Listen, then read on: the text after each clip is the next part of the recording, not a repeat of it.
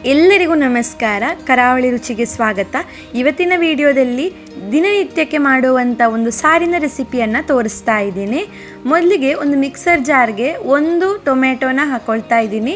ಅದಕ್ಕೆ 1 ಚಮಚ ಆಗುವಷ್ಟು ಜೀರಿಗೆ, 1 ಚಮಚ ಕೊತ್ತಂಬರಿ ಕಾಳು, 1 ಚಮಚ ಆಗುವಷ್ಟು ಕಾಳುಮೆಣಸು, ಖಾರಕ್ಕೆ ಬೇಕಾಗಿರೋಷ್ಟು ಮೆಣಸನ್ನು ಹಾಕಿ ನುಣ್ಣಗೆ ರುಬ್ಕೊಳ್ಬೇಕು. ಇನ್ನೊಂದು ಬಾಣಲೆಗೆ 1 ಚಮಚ ಆಗುವಷ್ಟು ಎಣ್ಣೆನ ಹಾಕಿ, ಎಣ್ಣೆ ಬಿಸಿ ಆದಮೇಲೆ ಸಾಸಿವೆ, ಕರಿಬೇವಿನ ಸೊಪ್ಪನ್ನು ಹಾಕಿ ಚೆನ್ನಾಗಿ ಫ್ರೈ ಮಾಡ್ಕೋಬೇಕು. ಇದಕ್ಕೆ ರುಬ್ಬಿರೋ ಅಂಥ ಪೇಸ್ಟನ್ನು ಹಾಕಿ ಹಸಿ ವಾಸನೆ ಹೋಗೋ ತನಕ ಚೆನ್ನಾಗಿ ಫ್ರೈ ಮಾಡ್ಕೊಳ್ಬೇಕು. ಜೀರಿಗೆ, ಕೊತ್ತಂಬರಿ ಕಾಳು ಹಸಿಯಾಗಿ ಹಾಕಿರೋದ್ರಿಂದ ಚೆನ್ನಾಗಿ ಹುರ್ಕೊಳ್ಬೇಕಾಗತ್ತೆ.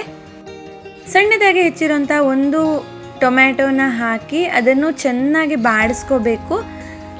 ಸ್ವಲ್ಪ ಉಪ್ಪು ಹಾಕ್ಕೊಳ್ತಾ ಇದ್ದೀನಿ ಇಲ್ಲಿ ರುಚಿಗೆ ಬೇಕಾಗಿರೋಷ್ಟು. ಖಾರಕ್ಕೆ ಎಷ್ಟು ಬೇಕೋ ಅಷ್ಟು ಹಸಿಮೆಣಸಿನ್ಕಾಯಿನ ಹಾಕಿ ಚೆನ್ನಾಗಿ ಬೇಯಿಸ್ಕೊಳ್ಬೇಕು.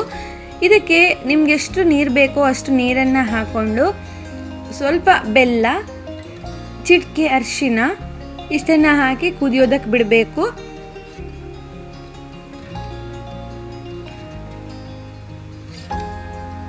ಚೆನ್ನಾಗಿ ಕುದ್ದಾದ್ಮೇಲೆ ಇದಕ್ಕೆ ಸಣ್ಣದಾಗಿ ಹೆಚ್ಚಿರುವಂಥ ಕೊತ್ತಂಬರಿ ಸೊಪ್ಪನ್ನು ಉದುರಿಸ್ಕೊಂಡ್ರೆ ರುಚಿಯಾಗಿರುವಂತಹ ಸಾರು ರೆಡಿ ಆಗೋಗುತ್ತೆ. ಈ ರೆಸಿಪಿ ಇಷ್ಟ ಆದರೆ ಲೈಕ್, ಶೇರ್, ಕಮೆಂಟ್ ಮಾಡಿ.